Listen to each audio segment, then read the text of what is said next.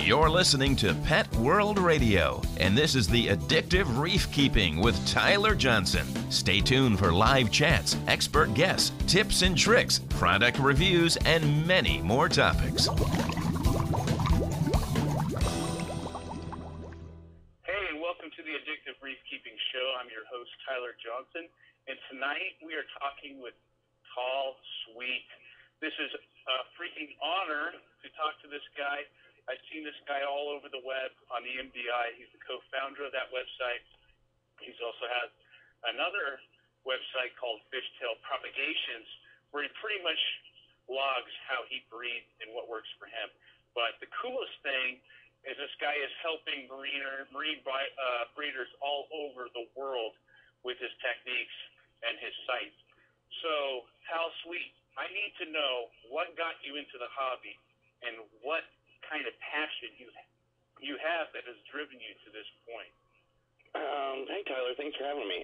Let's see. Basically, I started out in the hobby back in the 80s when protein skimmers were just first coming out, and we were still using incandescent bulbs and stuff like that. And that was when I was in high school, and I kind of got into my 20s and got out of the hobby and did what you do when you're 20 years old, you know? And back in 2006, I was doing some remodeling in my house, and I had my bedroom all emptied out, and I thought, you know what, I think I want to get a saltwater tank again. So I started looking online, which we didn't have that resource back in the 80s. So I was looking around online and found out what had changed, what was new, and what was the same, and how much more information was out there. So I started getting into it and thought I'd get a little tank, and ended up with a 75 in my bedroom. And got a full-blown reef tank. I was really into corals, and just really enjoyed that part of the hobby. And then in 2008, our local Marine Life Aquarium Society of Michigan, they had an annual event which brought in speakers from around the country, and Dr. Frank Marini was talking about breeding fish. And I just found it really interesting, and so I started doing my own research, and that was in 2008. And finally got our local website to put on a breeding forum, and then that led into expanding that and starting the MBI, the Marine Breeders Initiative. And basically what that does is it's a big database for everybody to, for one, it's a Breeders Award project where you can get points for breeding different species, and two, it's a database where you can share all your information freely with everyone else. Now, before that, has there been any other kind of sites, so organized like yours, or is yours like the first of its kind? There was MoFib, which was out before when I first started getting to it. It was arranged a little differently, where they had they would do breeders' challenges where they would pick a specific species of fish to breed for a particular year, and I just found that to be kind of difficult for people to do if they maybe joined in the middle of the year. They wouldn't have time to get their fish going, or people might not have access to a certain fish. So the way I wanted to set it up, and the people I set it up with, we decided was you could breed anything you wanted. So what we did is basically went through and classified fish based on difficulty, A, B, C, and D, A being easy and D being very difficult. And obviously the more difficult the species is, the more points you get for breeding. And I can go through all the stats on that. Right now we have 1,167 approved reports. And reports are basically for a spawning event, a hatching event, a settlement event, and a 60 days post-settlement event. And you can get one of each of those reports for each species that you work with. And currently we have 121 different species with reports. We have successes. That means that they've been bred all the way to sellable size. We have 36 different species that have been done like that. We've classified 437 species on that A to B or A to D scale. And we've got quite the database going. So I'm pretty happy with it so far.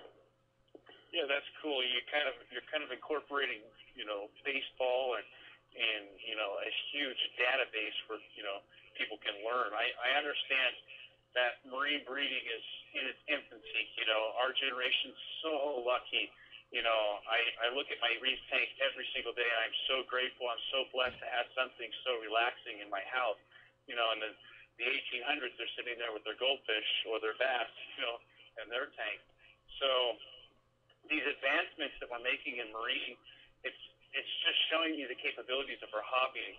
Man, I can imagine having things that we haven't even thought about because we haven't seen them yet. We barely know anything.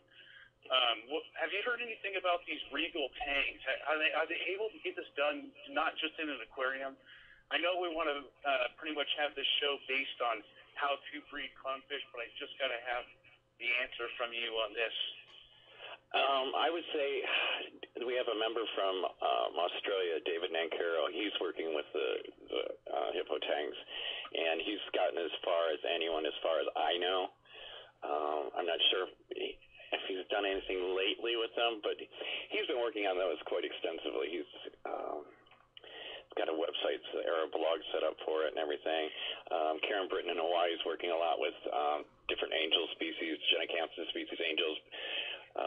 I was lucky enough to see some of those when I was out visiting her last February. The Watanabe angelfish, that was really cool to see a juvenile one of those in a tank. It's just amazing to see what people are trying. It's like any more. It's like just get a pair of fish or a group of fish and try it, basically. So guys, that was just basically a little taste of the interview that I had with Tal Sweet. Great guy. I learned a lot from him in that episode. If you guys click on the link below, you can watch it on Blog Talk Radio. And we get into depth on breeding clownfish, what to feed them, how to take care of the rotifers, you know, pretty much everything. So also when you're there, guys, there's other links here to check it out. His other websites that he has going on. And also, I want to start getting people to start commenting. I got one person that commented on here. So let me know that you watched the show. Post a little comment here so post on Facebook. And I'm going to start doing this with all my Blog Talk Radio shows, guys. I got quite a few. I think I have like 10. I have a new lineup coming up right now. I'm going to be interviewing Melv's Reef, which is Mark Livingston, and then also Jack Dalton, Bob Feener, just a bunch of people down the road that we're going to be having set up on our show. And also what I'll do is I'll start posting the links to my other shows below. So every time I have a new show, I'll post the link down below in here. So let me know if you guys enjoyed the show. Got a bunch of new shows coming out, like I said, guys. So follow us on Blog Talk Radio at Pet World Radio. And also check us out on Addictive Reef Keeping on Facebook. And happy reefing, guys.